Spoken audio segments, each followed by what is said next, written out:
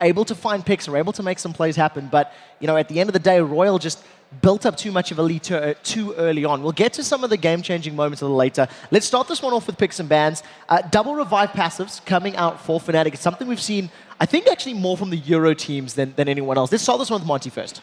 I mean, I really liked Fnatic's composition here, especially because they didn't ban Renekton in this game, and they could assume that it was going to be coming in on Royal's side, considering how much Godlike favors that champion.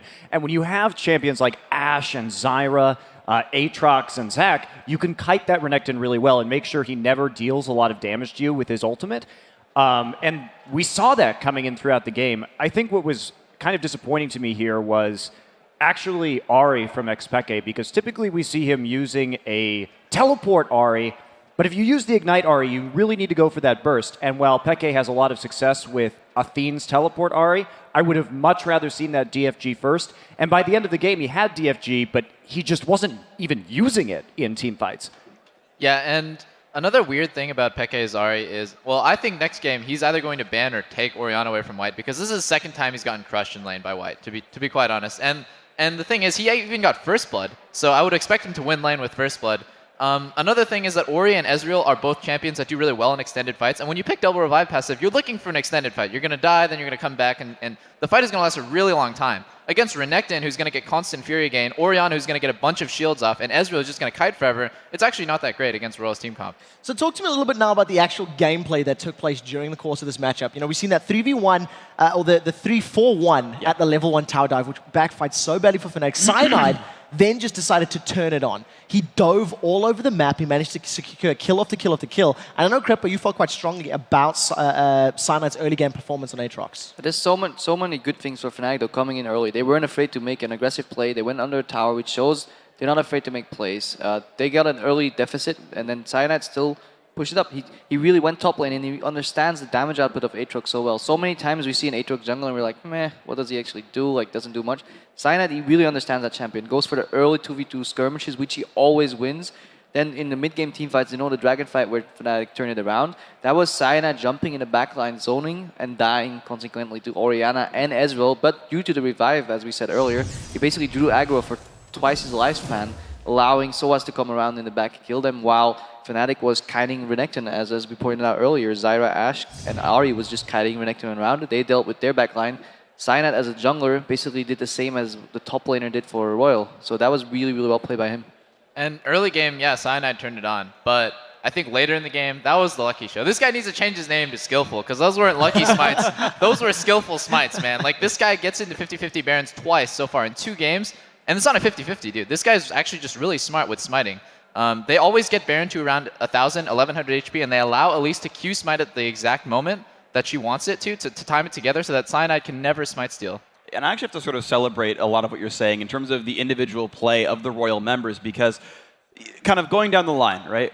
I know we talked in the pregame about Uzi and how crazy he is and how good he is, but he has straight crushed Pushu twice now in terms of minion kills, in terms of champion kills, and having impact on the game.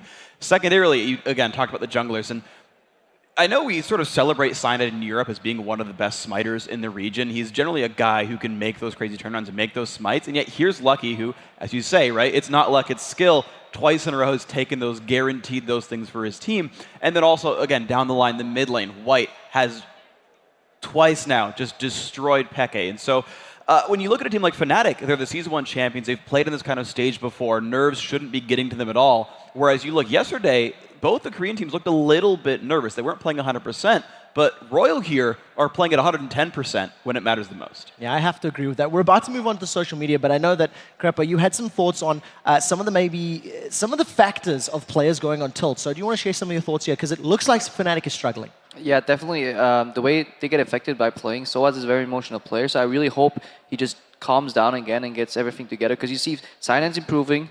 They got information. You have to, in the best of 5, the first 2 games, you have to regard as free information how you go back from it. Because Fnatic technically can easily go 3-0 if they keep playing and not throwing their lead away. They now have to respect the Orianna, as Doublelift pointed out. They have to put Cyanide on champions he's comfortable with. They have to keep making those plays, keep making those picks. I wouldn't put Pusu on Ashe again because he seemed very hesitant with his arrow. I just hope they don't tilt. Just calm down again and look at this as a new best of 3.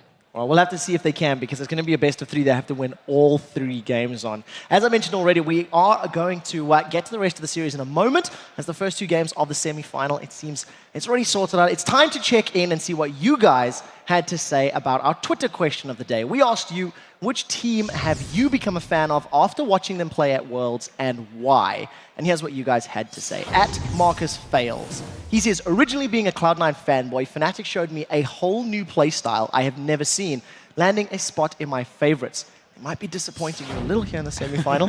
Freak, what's your thoughts? I really like the Fnatic play style because they're highly aggressive and they create opportunities. That's the one thing I think defines them very well, is that they will just make openings happen. In game 1, they were like, Cyanide, come bottom lane. We'll solar flare and we're just all going to jump onto Uzi and Tabe and we'll just get kills. It'll work, trust me. And they decide to start things out. This game as well, game 2, just let's throw an Ashe Hour out there. Let's just try to dive in there. They just create openings and it just tends to work for them. The funny thing about this game is, though, even though Fnatic lost, the score was 21-18 in Fnatic's favor. So they really value kills, and they know how to make plays. Yeah, that's the truth. Right, at Dr. Win, he says, how can anyone not be a fan of Mineski after Worlds? Their fantastic attitude, even when losing, has won my support. The crowd here seems to like them. I mean, and personally, too, I had a lot of conversations with the Mineski guys, and they are just as likable off stage as on stage. They were so happy to be here, so happy for the opportunity, so happy to be able to play these other teams. Really awesome team. Yeah, similar with Gaming Gear as well in the other group. They just had smiles all day long. I think they had realistic expectations and came in just to learn, adapt, and basically sponge up everything from the Worlds. All right, at Dennis Upton, he says, I have become a huge fan of SKT T1 after watching Worlds. Faker's play and Bengi's jungle are amazing to watch. And I think I would agree with that. We've seen them demonstrating it yesterday in the semi-finals. Not necessarily things Faker does to his epic level, but he did well. Coming into this tournament, I wasn't entirely sold on the Faker hype train. A certain analyst on his desk was presenting. And then he played his Gragas against Orianna, and I was completely shut up. Like, he turned everything, every single play, he turned it around. Like, any other Gragas would have knocked the Orianna away. No, Faker's like, I'll knock you into my tower and I'll meet you halfway.